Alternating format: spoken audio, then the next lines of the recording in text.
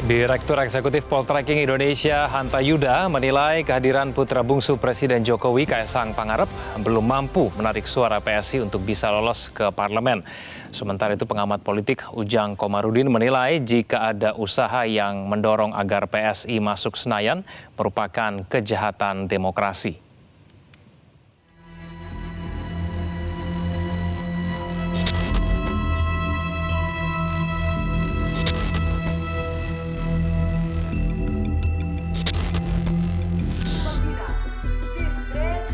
Peluang Partai Solidaritas Indonesia (PSI) untuk melenggang ke parlemen menemui jalan terjal. Untuk lolos ke Senayan, PSI juga harus bersaing dengan Partai Persatuan Pembangunan atau P3. Jika melihat sejumlah hasil quick count atau hitung cepat, PSI masih di bawah ambang batas syarat lolos ke parlemen yakni 4%. Direktur Eksekutif Poltreking Indonesia Hanta Yuda menilai kehadiran putra bungsu Presiden Joko Widodo Kaesang Pangarep belum mampu menarik suara PSI untuk bisa lolos ke parlemen. Ya, kalau berdasarkan quick count, itu jangankan PSI, P3 pun belum aman. Karena P3 itu angkanya kan 3,9% di angka poltreking maupun indikator kalau dilihat. Itu artinya bisa lolos tergantung pada real count. Tapi kalau PSI memang terlalu jauh, karena margin of error-nya, kalau per partai itu kan ada lagi hitungan margin of error-nya. Kalau berdasarkan quick count, P3 masih mungkin. Tapi kalau PSI itu tidak lolos berdasarkan quick count. Nah, memang terkait PSI, Zilvia, menurut saya ini kan seperti Jokowi sakti di Pilpres tapi tak bertuah. Tuahnya tidak berpengaruh di Pileg, sepertinya begitu kan. Nah, padahal kedua-duanya adalah poin saya sama. Pilpres Pileg, ada Jokowi Junior.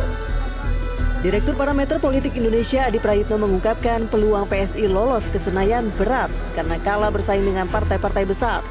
Selain itu, PSI tidak memiliki jejaring politik yang merata dan terdistribusi hingga pedesaan.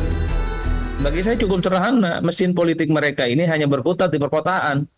Di desa-desa, nyaris kita tidak pernah melihat bagaimana resource dan kemampuan politik mereka itu terbangun. Kalau ada banner, ya, ada spanduk, ya, ada atribut, ya. Tapi kalau ditanya person dan orang-orangnya di daerah-daerah itu, di daerah pedesaan, nyaris kita tidak pernah berinteraksi dengan teman-teman PSI.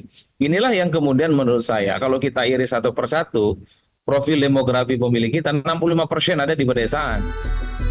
Sementara itu, pengamat politik Ujang Komarudin mengatakan jika ada usaha yang mendorong agar PSI masuk Senayan merupakan kejahatan demokrasi yang justru menyebabkan adanya potensi kecurangan. Kalau ada usaha-usaha mendorong PSI agar lolos ke Senayan, ini tentu bahaya. Tentu ini bentuk dari intervensi kekuasaan dalam konteks tertentu. Bisa jadi ada dugaan kecurangan yang bisa dilakukan oleh tangan-tangan jahil, tangan-tangan kekuasaan yang ingin PSI lolos ke Senayan.